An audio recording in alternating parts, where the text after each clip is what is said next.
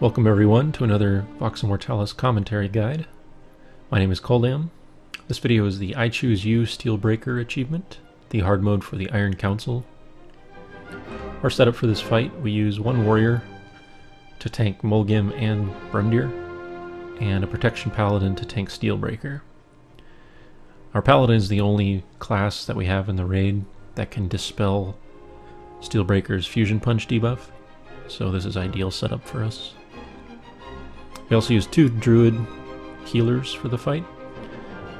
When we were trying to learn this fight a couple weeks ago, made some attempts. We tried 3 healers, just figuring stability would help a lot. But it actually turned out to hurt our DPS a great deal. So this evening we tried with 2 healers for the first time, and that really seemed to make the difference. The start of the fight is very normal. Have your tank aggro Brundir and Mulgim. We choose to kill Brundir first to take advantage of runes of power as much as possible. And there's a few abilities to watch for from Brundir. Chain Lightning he casts very frequently, which is just a normal Chain Lightning ability. It can be interrupted. And as you see there, he's also casting Overload, which is a long cast time AE explosion ability. Anyone that's caught in the explosion gets hit for around 20,000 or so nature damage. So it's survivable, but it's a good idea to have someone calling out and vent when that's casting, so people can run away.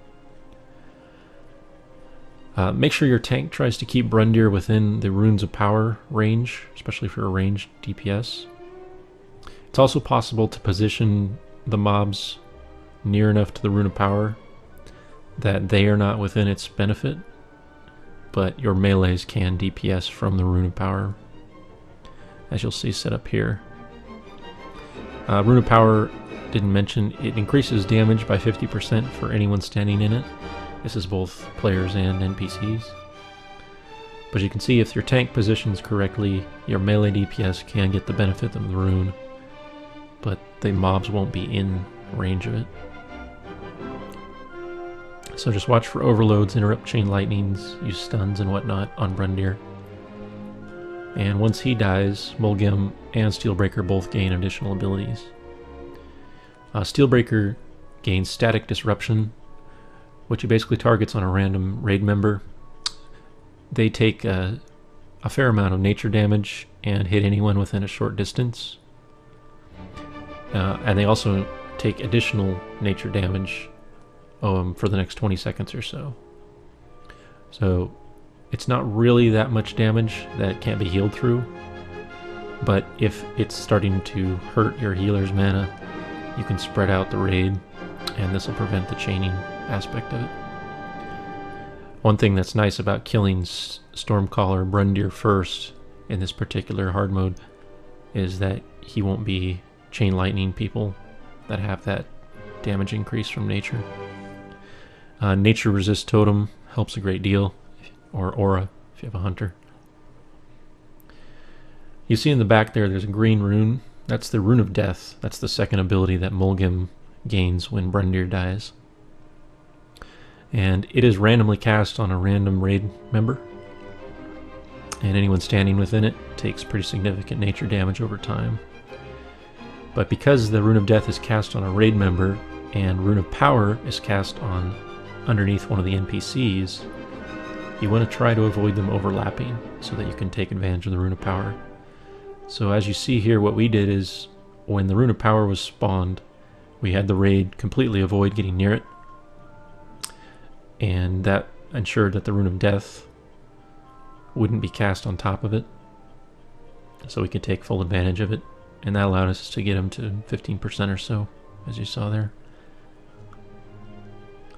Also, if you can time it well, this setup also allows you to get a final Rune of Power from Mulgim before he dies, that you can use for killing Steelbreaker. So he should cast, yeah, here he casts another one just there. The transition from when Mulgim dies to when you attack Steelbreaker is very important for this fight.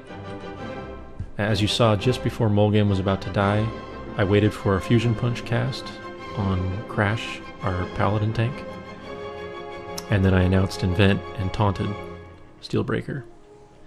And the reason we do this is because Steelbreaker's extra ability that he gains after everyone else is dead is a buff he casts on the main tank called Overwhelming Power. As you can see, I'm very large, and this increases my damage by 200%, but after 60 seconds, I will explode and just die no matter what. Also, there's an AE explosion in a short range around the tank when they get killed, so it's important to make sure your melees are in the back at max range. At any rate, you're buffed for 60 seconds before you explode. You can see the debuffs at the bottom right there, about 8 seconds now. And when that happens, because of the way we transitioned by having me taunt off of our main Paladin tank here, as soon as I die, he automatically attacks our Paladin tank again. So there's no threat issues. And that way you don't have to work out a taunt transition in there. Another important thing to note is when someone dies on this phase, no matter who it is, including tanks, Steelbreaker heals for 20% of his health. So it's a real DPS race. You can use Mortal Strike or Wound Poison type effects to mitigate that heal amount, so it's only 10%. But at any rate, use your cooldowns and your Bloodlust at this part of the phase, and keep the raid spread. Hope you enjoyed. Thanks for watching.